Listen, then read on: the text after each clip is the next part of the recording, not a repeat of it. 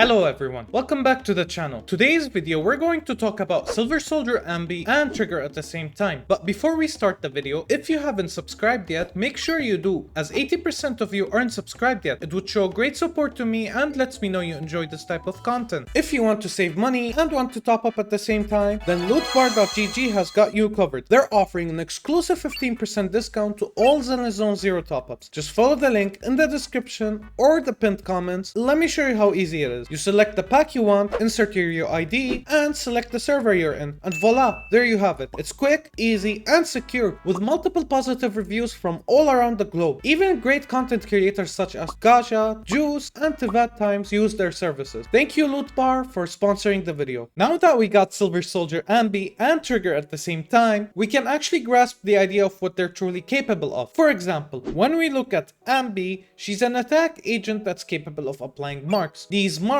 give her extra damage. Once she deals that extra damage, she's now capable of being an attack agent that is on field and at the same time has more days damage applied to the enemies. While on the other hand, Trigger is an off-field agent that is a stunner. She applies stun to the enemies when she's off-field and on-field at the same time. But let's look at it briefly here. Trigger is an off-field stunner, but is she actually more capable than Qingyi and Lighter? To be precise, no, she's not really that perfect. Let me explain it real quick. When we have, for example, Ellen loves to be on-field. When Ellen is on-field, Trigger can help her out being off-field stunner, meaning that she's going to attack here, attack there, and she's going to basically apply more days damage on the enemies. While Lighter is capable of getting in and out of the field and apply stun over time when you switch with your allies. And then lastly, you have Qingyi. Qingyi is an on-field stunner completely, which is very capable of stunning the enemy fast. That's why she's considered as the fastest stun agent at the moment, mainly because she's a field-hungry agent that wants to stun the enemy and gets out any other agent that you have requires to be on field to deal damage when the enemy is stunned. So what is Anby truly capable of? Let's divide her into three sections for now. Basic attacks, EX special, and dash attacks. These things are crucial for her because she's going to be required to use them frequently. Why she's going to be using it more frequently is because she's really dependent on applying these marks on the enemies. These marks apply more days damage and at the same time apply more extra damage on the enemies from her multipliers. So in reality, Anby is capable of dealing damage based on what type of enemy you're capable of fighting. For example, we can say that if the enemy is not aggressive, she's going to be easily clearing this field. However, if the enemy is aggressive slightly, then we can imagine that she's going to require at least to dash twice. However, on the final one, if the enemy is really aggressive, Anby is going to require some sort of skill with you dashing. So let us look at her rotation for now and see if she's actually capable of exceeding the damage that Evelyn does or even Miyabi. But before we start, I'm just going to mention something real quickly. The combo section or the rotation section is divided into four. There's not aggressive, slightly aggressive, very aggressive, and stunned. I'll be leaving everything in the comments section, but I'll be using the very aggressive combo or rotation and the stunned rotation at the same time. That way you can grasp the idea of how you can play her when the scenario is kind of crazy, let's say. So when the enemy is very aggressive, you're going to use basic 1 and then basic 2, dodge counter, basic 1, dodge counter, 3 times additional, basic 1, basic 2, dodge counter again, then 3 times additional. Basic 1, basic 2, dodge counter, basic 1, dodge counter, 3 additional,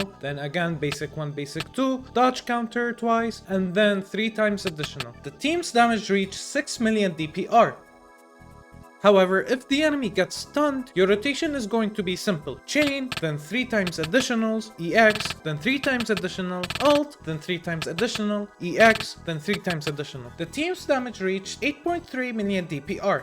This is also adding to the fact that Trigger used 10 supportive shots. So in reality, the changes for Silver Soldier Anby are just as fine, and to be honest, she's just great in my opinion. However, I realized that spamming tons of dodge just to get marks is going to be very busted against aggressive enemies. So they obviously nerfed it to the ground. So she's more consistent than before versus where she was basically just spamming dodge. For comparison, consider the fact that you could compare her to Jane Doe, where an aggressive enemy, Jane Doe could excel well in damage. However, if the enemy wasn't that aggressive against you, Jane Doe wouldn't deal that much in my opinion. She would still lack the damage that she has whenever she spammed the dodge. Trigger is an off-field stunner that can deal dazed damage and at the same time damage to the enemies. The main foundation for her is that she's going to be dealing 4 stages of her shots. The first 3 are going to be dealing physical damage and the 4th one is going to be electric damage. The main idea is that each stage is going to be increasing the dazed damage and at the same time deals damage off-field. However, let's keep in mind that she's an off-field stunner. So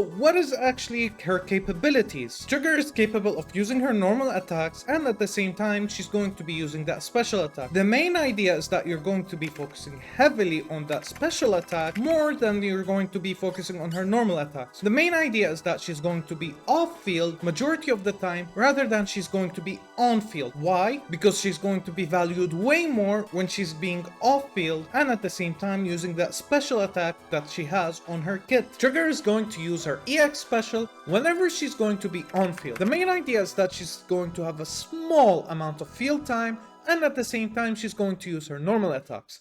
In reality, you're going to use her EX special whenever it's up to build up the daze meter. She's not going to require the field time because she's not going to hog over it and at the same time that is actually going to add up to what Anby wants. Anby is actually going to require the field time, meaning that she's going to be required of her to use Trigger. So in reality, is Trigger worth it? Obviously for someone that is on field majority of the time, Trigger is going to be exceptionally great. But on the other hand, for someone that is not field hungry, Trigger is going to be some sort of an upgrade, let's say. For people that did want to pull for Qingyi or don't have Lighter, obviously Trigger is going to be a perfect choice because of those stun multipliers that she provides. And on the other hand, there are people that aren't going to be focusing on meta, but rather fun gameplay. For example, like my friend Kete the 7th, who's going to be using her with Qingyi instead. So in reality, these two characters are going to be paired up and they're going to be doing exceptionally and even great at the same time. Those stun multipliers are going to add up way more and at the same time, it's going to be a perfect gameplay for her. But at the same time, for people that are focused on meta, then Qingyi or even Lighter is going to be valued on those teams that Trigger is not going to be performing perfectly well on. For example, like Evelyn, or even for example like Ellen. Ellen is paired up with Lighter and Lycon until this day